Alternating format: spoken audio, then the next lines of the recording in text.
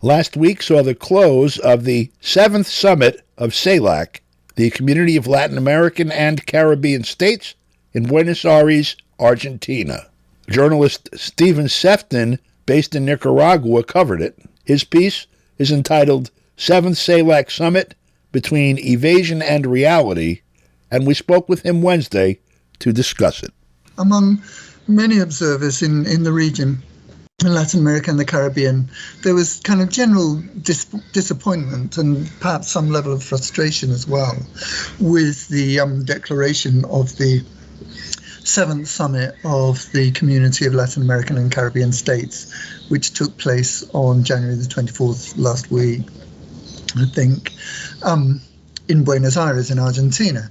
And on a positive note, we can kind of be glad that the event took place at all, because of the history over the last 5, 6, 7 years, certainly since 2015, with the election of a right-wing government in Argentina and subsequently the election of Jair Bolsonaro, the right-wing president of Brazil until this year. They deliberately set out to sabotage Latin American and Caribbean unity and the structures that express that move towards regional integration and union, political union, which was set up originally back in 2010, 2011, something like that, under the leadership, in fact, of Comandante Hugo Chavez of Venezuela, President Lula back then in one of his presidencies for Brazil, other leaders like Rafael Correa in Ecuador, the Cuba's leaders, Daniel Ortega of Nicaragua. They were all these countries were pushing strongly for moves towards Latin American unity, and the subsequent election of right-wing leaders, especially in Brazil, Ecuador, Chile, and Argentina, set that back. So it was very important for the event to have taken place at all, really. The frustration and disappointment comes from the evasive character of the declaration in many ways, and the hollowness of the aspirations that it mentions. You're sort of peppering over some real contradictions with this that exist. And you're right. It's remarkable, at least, and it's a good thing, at least, that there's enough of it staying together, even to paper it over with these hollow, platitudes.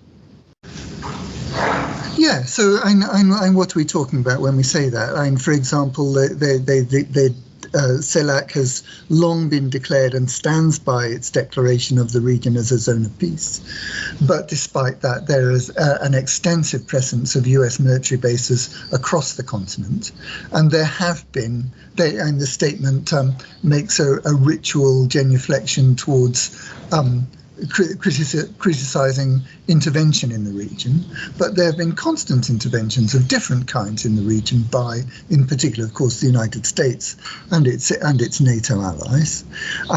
They talk about all these aspirations to racial equality, to gender equality, and so on, in a context where the governments of Argentina and Chile are engaging in what many regard as systematic harassment of the Mapuche indigenous groups. And in Brazil, there are still constant attacks on the territories of indigenous people there.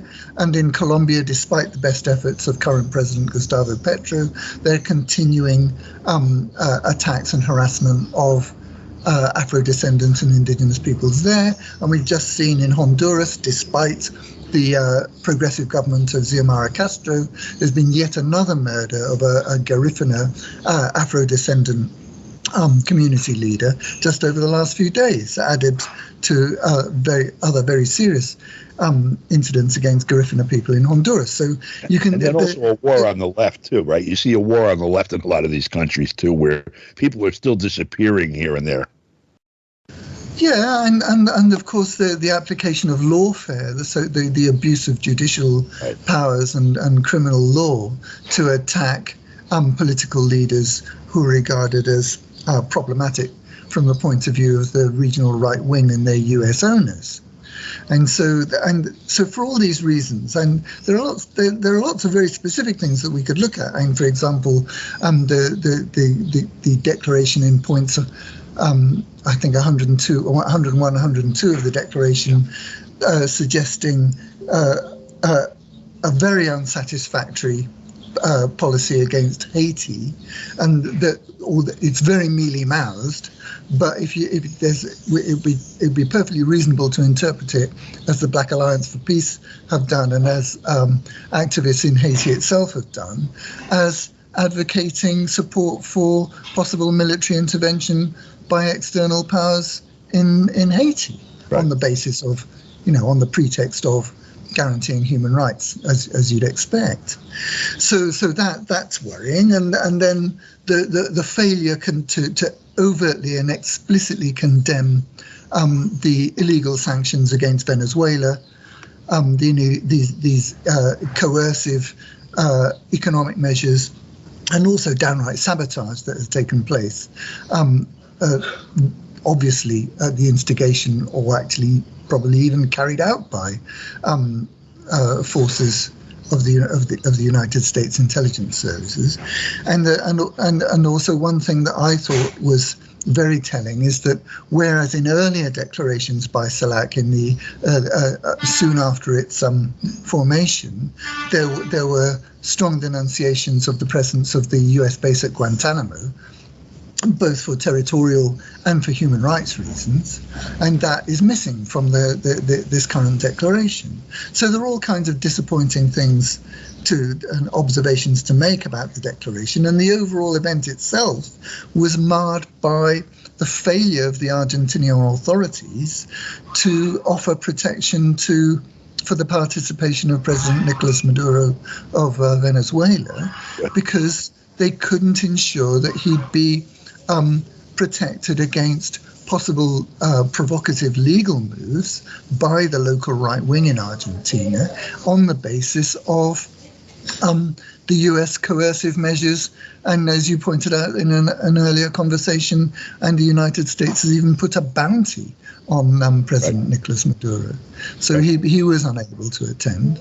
And I suspect that that's one of the reasons why the Mexican president didn't attend. And the Mexican president also pushed strongly for a denunciation of the coup in Peru that isn't even mentioned. Peru isn't even mentioned in this latest declaration. So there are all kinds of reasons to lament the failure of the declaration and the failure of the summit to be more forthright in defending regional integrity and regional independence, regional autonomy, which is what the declaration talks about, but it's not there, in fact. And so from my point of view, one of the fundamental things is that there are deep conflicts between countries, both between blocks of countries like the ALBA group of countries, Bolivia, Cuba, Nicaragua, Venezuela, and some Caribbean island nations, one of which actually now has the pro tempore presidency of CELAC, St. Vincent and the Grenadines, under its Prime Minister, Ralph Gonsalves, and that's also positive. That's a positive development. Yes. But you have the ALBA group of countries being targeted by more right-wing countries, and even social democrat leaders like Gabriel Boric of Chile. But apart from the kind of contest between rival ideologies, you also have the underlying contradiction between countries that are whose ruling elites in countries like Peru, Chile, Argentina, even Brazil. And talking about Lula's participation it would take a whole other program. But you have this tension between these right-wing leaders who tend to align with the United States, and the fact of increasing and very, very important participation in Latin America's economy, in Latin America's institutional development, in all kinds of ways, especially in terms of finance, for example. Various countries have advanced swap agreements with China for their currencies. And so you have this tension between China's increasing role in the region and the elites who ostensibly should be and are in many ways aligned with the United States, but recognize that they have to engage with China. Well, there's money in it for them too, and some of them are wise enough to realize that the opportunity that presents itself to their country with competition also presents itself to them personally and in terms of their own business interests. And we got to leave it there because we're out of time, Stephen. Thank you very much, and we will speak with you about this again next week. Okay, thanks a million, Don. For KPFK, I'm Don DeBar.